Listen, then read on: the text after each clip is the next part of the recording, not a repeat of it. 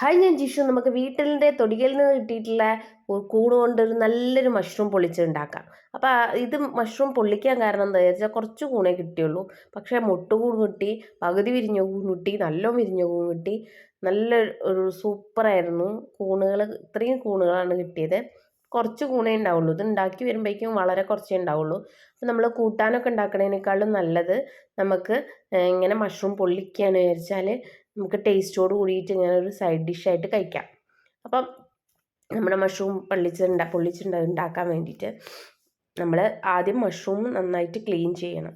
Clean ചെയ്തിട്ട് നമ്മൾ കുറച്ച് ഉപ്പും മഞ്ഞൾപ്പൊടി ഇട്ടിട്ട് ക്ലീൻ ചെയ്തിട്ട് വെച്ച് കഴിഞ്ഞാൽ അതിൻ്റെ നിറം മാറണമെന്നുണ്ടെങ്കിൽ അത് കേടുള്ള കൂണാണ്, അല്ലെങ്കിൽ അത് നല്ല കൂണാണ്. ഇതിൻ്റെ പുറത്തത്തെ ആ കോട്ടിങ് ഇളക്കി മാറ്റിയാൽ ആ ചളിയൊക്കെ കളയുക, എന്നിട്ട് ചെറിയ ചെറിയ കഷ്ണങ്ങളാക്കി നുറുക്കുക. അതാണ് നമ്മുടെ മഷ്റൂം ക്ലീനിങ്. അങ്ങനെ മഷ്റൂം ക്ലീൻ ചെയ്ത് സൂപ്പറായിട്ട് കണ്ടോ, അതിൻ്റെ ആ മുകളിലത്തെ കോട്ടിങ് ഇങ്ങനെ ഒന്ന് പറിച്ച് കഴിഞ്ഞാൽ പോരും.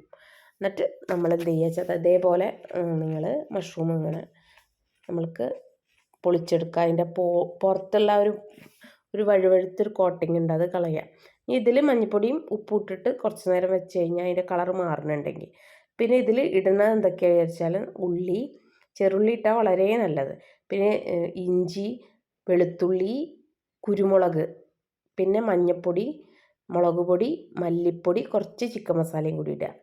എന്നിട്ട് നന്നായിട്ട്, നിങ്ങൾക്ക് ചിക്കൻ മസാല ഇഷ്ടം അത്, അല്ല മീറ്റ് മസാലയാണ് താല്പര്യം വിചാരിച്ചാൽ അങ്ങനെ അതിട്ടിട്ട് നന്നായിട്ടൊന്ന് ക്രഷ് ചെയ്തെടുക്കുക.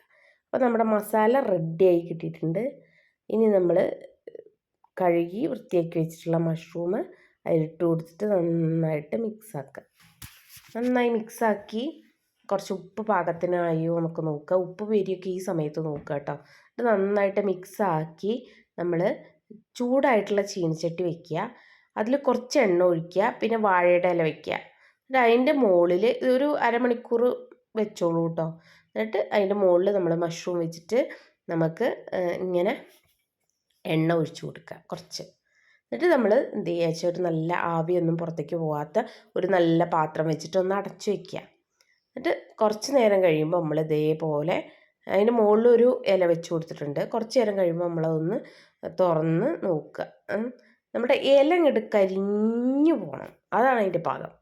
അപ്പോൾ നമ്മൾ അടച്ചു വെച്ചു. ഇടയ്ക്കിടയ്ക്കൊന്ന് തുറന്ന് നോക്കുന്നുണ്ട് കേട്ടോ, ഇല കരിയുണ്ടോ. ഇപ്പോൾ ഇല വാടി വന്നിട്ടുണ്ട്. ഇപ്പം ഇലേൻ്റെ അടി നന്നായിട്ട് കരിഞ്ഞു കറുത്ത് പോവും. ഏകദേശമൊക്കെ ആവുമ്പോൾ നന്നായി വാടി വന്നു കഴിഞ്ഞാൽ നമ്മുടെ വേറൊരു ഇല എടുക്കുക. വേറൊരു ഇല എടുത്തിട്ട് നമ്മൾ മറിച്ചിട്ടിട്ട് ആ ഇല ഇതേപോലെ വയ്ക്കുക നമ്മുടെ ചീനച്ചട്ടിയിൽ. അങ്ങനെ വെച്ചിട്ട് അതിൻ്റെ മുകളിലൊരു ഇല വെച്ച് കൊടുക്കുക. നമ്മൾ ആ വാടിയ ഇല വെച്ചാലും കുഴപ്പമൊന്നുമില്ല.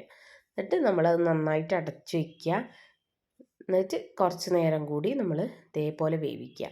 അപ്പോൾ ഇത് മത്സ്യത്തിൻ്റെ മുട്ടയും മത്സ്യം കുറച്ചൊക്കെ ഉള്ള വത്തൽ പോലത്തെ ഒക്കെ ഉണ്ടല്ലോ, അതൊക്കെ ഇങ്ങനെ നമുക്ക് വേവിച്ച് പൊള്ളിച്ചെടുക്കാം കേട്ടോ. അപ്പം നമ്മുടെ മഷ്റൂം പൊള്ളിച്ചത് റെഡിയായി വന്നിട്ടുണ്ട്.